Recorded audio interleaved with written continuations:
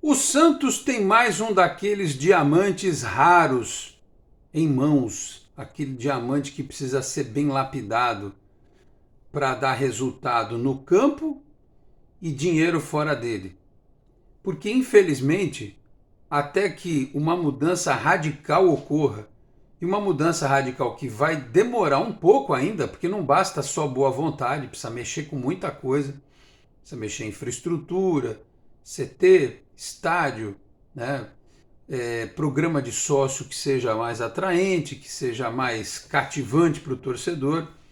É quase que um ciclo vicioso, né? E um time que estimule o torcedor a ir ao estádio, pagar ingresso, que estimule o torcedor a ser sócio, a comprar a camisa oficial, enfim. O Santos, para encontrar um caminho, sem depender de SAF, vai demorar um pouco. E não adianta candidato chegar dizendo que em janeiro, do ano que vem, vai mudar tudo com um passe de mágica, que não vai mudar, não. Quem falar isso vai estar mentindo para você, torcedor do Santos e associado. Então, enquanto o Santos não evolui no aspecto, digamos, administrativo, de profissionalismo, precisa continuar vendendo jogador. E esse David Washington é mais um desses casos em que a base funciona muito bem, revela jogadores, mesmo colocando alguns desses jogadores nas circunstâncias que a gente tem visto nos últimos anos. O Rodrigo ficou pouquíssimo no Santos, né? O Santos quase não usufruiu do futebol dele dentro de campo, porque teve que vender logo. E o dinheiro evaporou, não foi usado para nada que prestasse. Entrou no fluxo de caixa, né? O Santos tratou muito mal o Ângelo e o Marcos Leonardo, principalmente o Ângelo. E vai precisar vender logo também para que eles sigam a vida deles, completem a formação deles em outros lugares e arrecadem, ajudem o clube a arrecadar alguma grana para resolver as questões pontuais, porque a dívida ainda é grande e a arrecadação do clube ainda é muito pequena. Aliás, eu vi hoje um dado, uma pesquisa, um levantamento que foi divulgado e que vai esclarecer para muitos dos senhores a situação do Santos hoje em dia em termos de diferença, de distância em relação aos times que hoje brigam por todos os títulos, né? Enquanto isso, a gente precisa continuar revelando e vendendo. Este é o tema a partir de agora. Meus amigos, um grande abraço, de volta para mais um vídeo aqui do nosso canal 10, sempre em nome de Peter Leandro e Dani Haddad Fisioterapia. Quer ter mais qualidade de vida e ficar livre das dores? Então entre em contato com o Peter ou com a Dani pelos telefones 13 99704 0944, 13 99782 7308. Com esse trabalho também pelo Instagram, Peter Leandro e Dani Haddad. Também Vila Unitar Premium Beef, a arte do bom churrasco. Em São Paulo, na Vila Madalena, você faz o contato pelo telefone WhatsApp 11 98 798 4884, 11 98 798 4884. Dá uma olhadinha lá antes no Instagram, @unitar.beef, escolhe, eu quero este, né? Aí liga lá, faz o pedido, você pode retirar ou o delivery vai até a sua casa. Dizendo que viu no canal 10 tem 15% de desconto. Aliás, um abraço para o Marcão. Hoje tivemos um debate via WhatsApp a respeito dessa questão dos jogadores jovens do Santos, né? E também hoje chegou a minha nova remessa de Vila Unitar Premium Beef. Olha, só coisa de primeira, viu? Vou falar um negócio para vocês. Nunca fui tão bem tratado como diria o outro, enfim. Tá certo? Aproveita esse momento também para dizer que se você não é inscrito no canal, por favor se inscreva, ative as notificações, deixa o like que também é importante. Se quiser, torne-se membro do canal. Rapidamente aqui só algumas questões pontuais. As Sereias da Vila estrearam no Campeonato Paulista, fora de casa contra o SCA Brasil, naquele estádio bonitinho que montaram lá em Santana de Parnaíba, né? Uma areninha bem ajeitadinha, né? O Santos venceu por 3-0 o SCA Brasil, gols da Tayla, da Jordan Ziff, a menina que veio dos Estados Unidos, e a Bianca Gomes. Tá certo? O time volta a campo no sábado às 7 da noite, vejo aqui no Diário do Peixe, fora de casa, 10ª rodada do Campeonato Brasileiro contra o Cruzeiro. Mas vai ser aquele sábado em que o Santos vai enfrentar o Cruzeiro duas vezes, né? No masculino e no feminino. E no Paulista tem clássico contra o Palmeiras na próxima rodada, no dia 11 de maio, na Vila Belmiro. E já que falamos de meninos da Vila, nesta quinta-feira tem toda a rodada final, a nona rodada, né, a rodada decisiva de classificação do Campeonato Brasileiro Sub-20. O Santos vai pegar o Fortaleza lá no CT Ribamar Bezerra, 3 da tarde. Vai ter transmissão da TV Leão, que é o canal do Fortaleza no YouTube. Eu até compartilho depois na comunidade aqui com vocês o link para acompanhar este time do Orlando Ribeiro, que vai ter o reforço do Miguelito.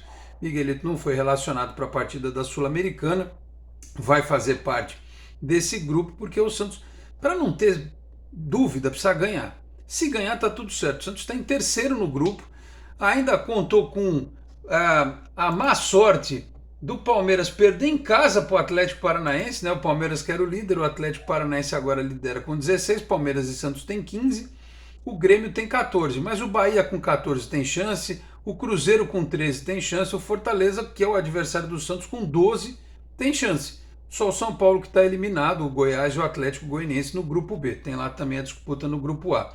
Se o Fortaleza ganhar do Santos, ele passa o Santos na tabela, porque ele vai aos mesmos 15 pontos, mas ele faz 5 vitórias. Então o Fortaleza sabe que depende dele. Se ele ganhar, ele tira o Santos. Ainda assim, talvez o Santos classifique. Vai depender, por exemplo, do Grêmio e do Bahia, que se enfrentam no Pituaçu, empatarem, né? Porque aí o Grêmio vai a 15, mas fica com 4 vitórias também, mas o saldo do Santos é de 4, né? De 8 e o do Grêmio é de 4, a diferença é de 4. O Santos não pode tomar uma sacolada do Fortaleza. Então pode classificar com esse empate. O Santos pode empatar também, enfim, aí vai depender do Cruzeiro não ganhar. É muita coisa, né? Do Atlético Paranaense, porque aí o Cruzeiro iria a 16 junto com o Santos, mais com 5 vitórias. Enfim, é isso. É bobagem. O Santos podia ter feito essa vantagem, né? Na rodada anterior, poderia, contra o Bahia, ter encaminhado a classificação, não o fez, e agora vai precisar do resultado, porque senão vai ser uma pedrada no trabalho do Orlando Ribeiro, porque muita gente questiona o trabalho do Orlando Ribeiro, né? Que o título que o Santos ganhou foi com o Buião de treinador. Então, se for eliminado depois de ter ficado ali o tempo todo nessa parte de cima da tabela do Campeonato Brasileiro Sub-20, se cair, vai ser muito criticado o Orlando Ribeiro, que tem um bom elenco em mãos. Ele pegou muito moleque do Sub-17, né? Desfalcou o time do Helder, né, no bom sentido, mas faz parte do processo de transição, e precisa entregar uma classificação, porque o Santos tem que passar de fase. Um time que tem a marca Meninos da Vila não pode ser eliminado na primeira fase do Campeonato Brasileiro Sub-20. Ele vai dizer, mas eu perdi o David. Meu amigo, o David já foi. Depois da partida que ele fez contra o Newell's, eu acho até que se bobear ele vai ser titular logo logo, até pela ausência do Marcos Leonardo, que vai para a seleção sub-20, para o Mundial, né? E não sabemos também se ele vai estar 100% recuperado já para jogar contra o Cruzeiro. Mas contra o Cruzeiro tem o Bruno Mezenga, que servirá de opção também. E eu coloquei o David nessa nossa chamada de capa, né, a popular thumbnail, não só para elogiá-lo, né, para elogiar a partida que ele fez, mas quem acompanha a base, quem acompanha aqui o canal sabe, já tinha sido brifado, já tinha sido informado previamente de que esse rapaz era acima da média, né? A gente fala dele, falou na Copinha, falou nesses poucos jogos que ele fez no Sub-20, mas ao longo da temporada passada toda do Sub-17, ele até uma vez ou outra chegou a jogar no Sub-20, mas a campanha que ele fez no Sub-17, então, para mim não é surpresa. Eu já sabia que ele tinha condição de jogar o que ele jogou contra o Newell's. Mas é aquilo, é menino, precisa fazer a transição toda certinha, né? Precisa tomar cuidado para não ser pressionado, digamos assim, pelo aspecto psicológico. E, como eu disse no começo do vídeo, o Santos precisa tratar bem. Precisa fazer tudo que o Santos fez com o Ângelo, tem que fazer o contrário com o David. O Ângelo até apareceu aí numa estatística hoje, né? Nem estou com ela aqui, os principais dribladores do futebol mundial e tal. Tudo bem, circunstâncias, campeonatos diferentes e tal, mas ali é uma análise fria de números. Não deixa de ser positivo. Pode ser tirado de contexto? Pode, mas não deixa de ser algo positivo. Se tivessem 20º nesse ranking, quem não gosta dele ia sentar o rei, né? Mas ele está lá junto com o Vinícius Júnior. Então pode ser um mascarar da realidade, mas eu prefiro que seja assim do que se ele estivesse lá embaixo, nesse bendito desse ranking. Mas enfim, por falar em ranking, quando eu fiz toda essa tese, essa defesa de tese sobre as finanças do Santos, vejam só a situação. O Amir Somogyi, que é um cara que é um estudioso de finanças de futebol, né, ele divulgou na revista Exame, é isso? É exame.com, no site da Exame. Deixa eu colocar aqui bem bonitinho, ó. Futebol, um estudo aqui, cadê o nome do estudo? Consultoria esportiva Sports Value divulgou um estudo que mostra como está a saúde financeira do futebol brasileiro. Tem até aqui um tema específico falando dos 4 times de São Paulo, dos grandes. Mas aqui ele fala também sobre a receita dos clubes em 2022. Receita. Até no grupo do WhatsApp dos membros do canal rodou aqui um outro print que eu acho que é do mesmo estudo e que está aqui falando da dívida, né? Primeiro eu vou na receita. Receita dos clubes no Brasil em 2022. Flamengo, 1.177 milhões. Palmeiras, 856 milhões. Corinthians, 779. São Paulo, 657. Vejam que os nossos rivais já estão lá em cima, né? Inter, 467. Atlético Mineiro, 429 milhões. Atlético Paranaense, 371. Red Bull Bragantino, 350 milhões. Claro que tem o dinheiro injetado pela dona do clube, né? Fluminense, 347 e o Santos aparece com 342 milhões. Ou seja, atrás de muita gente, né? Ainda à frente de Grêmio, Fortaleza, mas essa foi a receita do Santos do ano passado, 342 milhões de reais. O Palmeiras tem mais do dobro da receita do Santos. Então, é muito difícil administrar um clube e fortalecer um clube sem grana. E eu não estou falando nem de dívidas deixadas. É geração de receita. Como é que você gera receita? Hoje no Santos é vendendo jogador, porque tem as outras alternativas. Bilheteria de estádio. O Santos ainda não tem a Vila reformada, mas a partir de janeiro vai ter o Pacaembu para 26 mil lugares. Quadro associativo, e eu já cansei de falar que a gente precisa ajudar o clube, independentemente da situação esportiva e tal, de não gostar do presidente, mas o presidente vai embora, o clube vai ficar. Se a gente só botar R$30 por mês no clube quando tiver tudo bem, talvez esse tudo bem nunca chegue, né? Então, às vezes, quem pode, eu estou dizendo, quem não pode, tudo bem, eu entendo perfeitamente, mas quem pode, devia fazer um pequeno sacrifício, né? Hoje dá para botar no cartão de crédito, dividido, renova automático, o meu tá assim, né? Os 27 e pouquinho por mês que eu pago. Então, a alternativa é bilheteria, marketing, você tem que vender, né, as propriedades da camisa. O Santos parece que vendeu muito bem, agora com esse acordo que fez com o patrocinador que o Neymar trouxe. Esse número certamente vai ser maior ao fechar de 2023. As ações em geral do marketing também, eu falei já de bilheteria, falei de quadro associativo, né? Estádio, o Santos não vai ter como receber nada muito maior por enquanto. O Santos faz aí 200 mil de lucro, às vezes num jogo, os caras fazem 1 milhão de lucro. É difícil concorrer dessa forma, né? Então, receita do clube é muito baixa. Isso é um tópico que precisa ser batido na eleição, na campanha. Como é que os caras vão pensar em receita? Eles vão vir com um monte de frase feita, um monte de fórmula pronta, mas eu quero saber como é que vão operacionalizar isso, né? De que forma.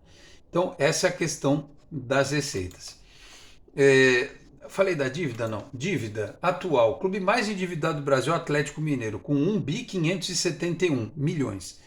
Está encaminhado para virar SAF, apesar de ter um estádio pronto para ser entregue, né, em que ele vai faturar muito mais do que pagando aluguel no Mineirão. O Cruzeiro, que já virou SAF, ainda tem uma dívida de 1.053 milhões. O Corinthians, sem contar a dívida do estádio, 910 milhões. Está aqui, 910 sem estádio.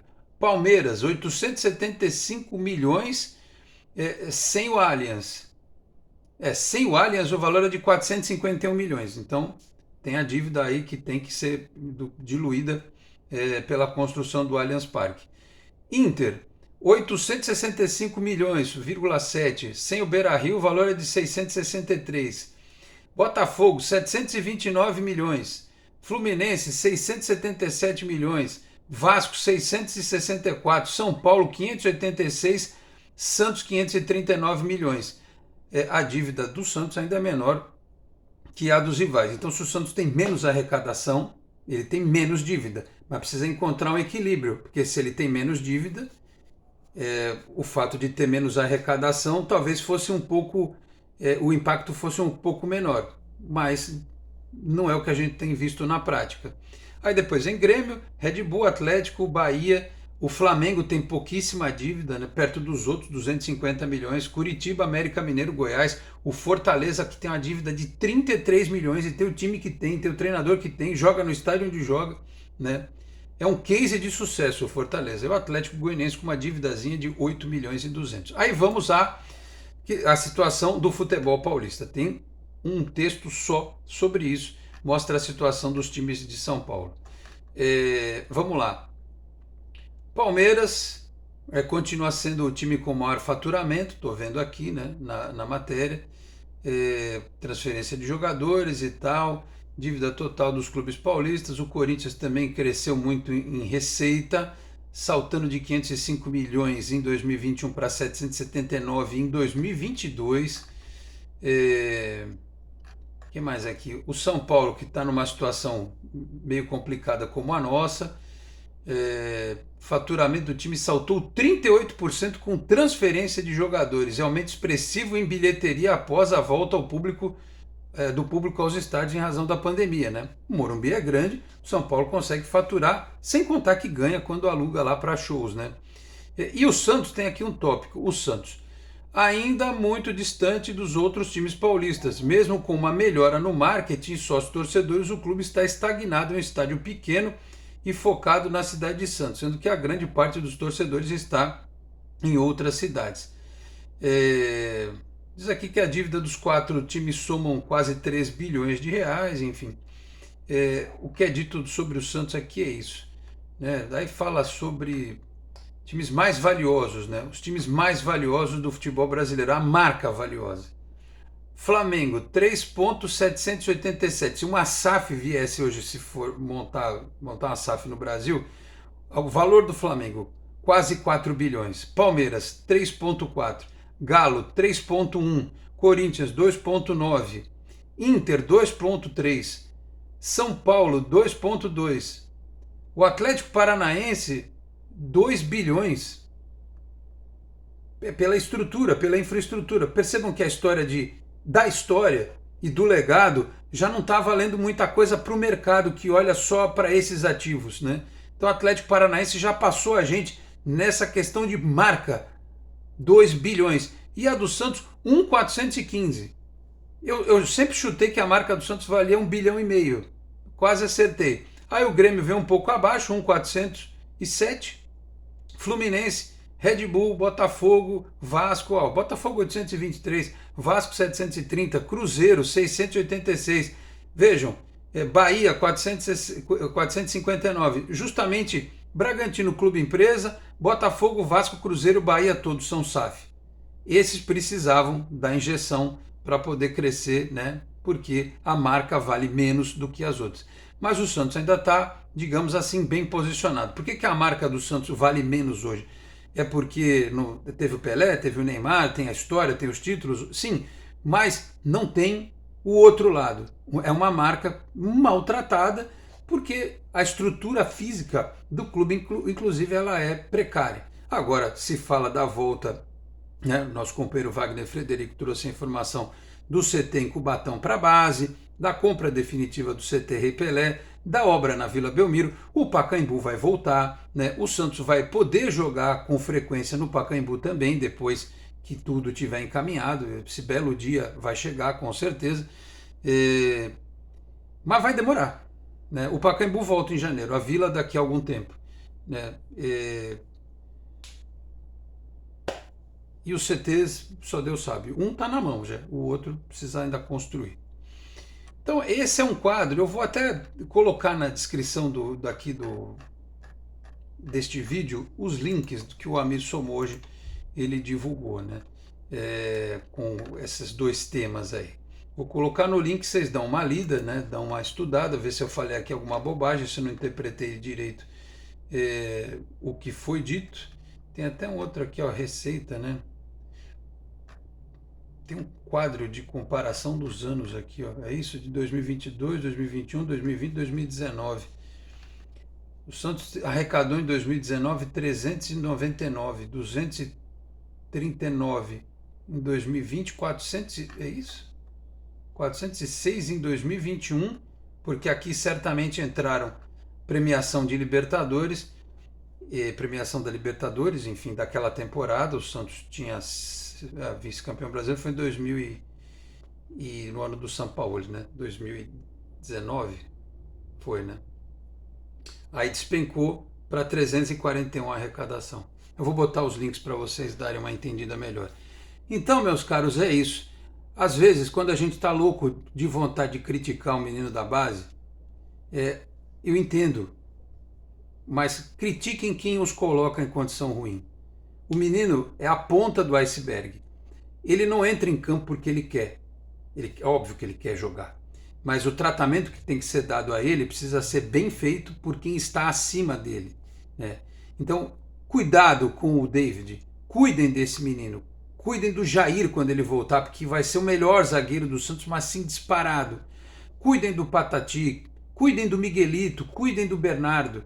Para não acontecer o que aconteceu com o Marcos Leonardo e o Ângelo agora, né? O Santos errou de não liberar para a seleção, errou de subir muito cedo, errou de não colocar no entorno desses meninos jogadores que dessem a eles a chance de amadurecer de uma forma mais tranquila, como o Neymar teve, espelhos, né, dentro do campo, no time de 2010, como os meninos que subiram em 2002 também tinham veteranos que ajudavam. Esse time do Santos não ajuda moleque nenhum a crescer. Então é isso. Diante destes números, entendam a situação e, por enquanto, a gente tem que cuidar com todo o carinho da molecada, né? Tem que engolir em seco. Perdeu um gol, jogou mal, mas tem valor de mercado. A gente tem que pensar no clube além, né? Como torcedor, o máximo que a gente pode fazer, às vezes, é poupar um pouco das críticas. E como jornalista também. Mas os dirigentes e os treinadores têm que trabalhar melhor esse aspecto, porque é o único ativo que o clube tem. Ele não pode abrir mão disso, de vender bem esses jogadores. Vamos ver agora na janela como é que vai ser com o Ângelo e com o Marcos Leonardo, e daqui mais um tempo com o David, porque não se iludam. A mudança no Santos vai demorar a acontecer. Se o David for aquilo que a gente imagina, em pouco tempo ele vai embora também. Tá certo? Falei aqui ainda em nome de Exatec Informática, na Senador Feijó 686, sala 1820, no Blue Office. O site é o exatecinformática.com.br, telefone 13 30 20 18 77. Conheça mais da Exatec também nas redes sociais. E Cicobi Unimais Metropolitana, sede em Santos, na Rua Doutor Carvalho de Mendonça, 187, na Vila Matias. Telefone 13 3229 8855. Tem Cicobi também em São Vicente, Guarujá, Praia Grande, Cubatão, Peruíbe, Mongaguá, além das agências na capital paulista, Grande São Paulo, ABC e importantes municípios de Santa Catarina e do Rio de Janeiro, com a incorporação do Cicobi Santa. Eu vou ficando por aqui. Muito obrigado a todos pela audiência. Um grande abraço e até a próxima. Tchau, pessoal.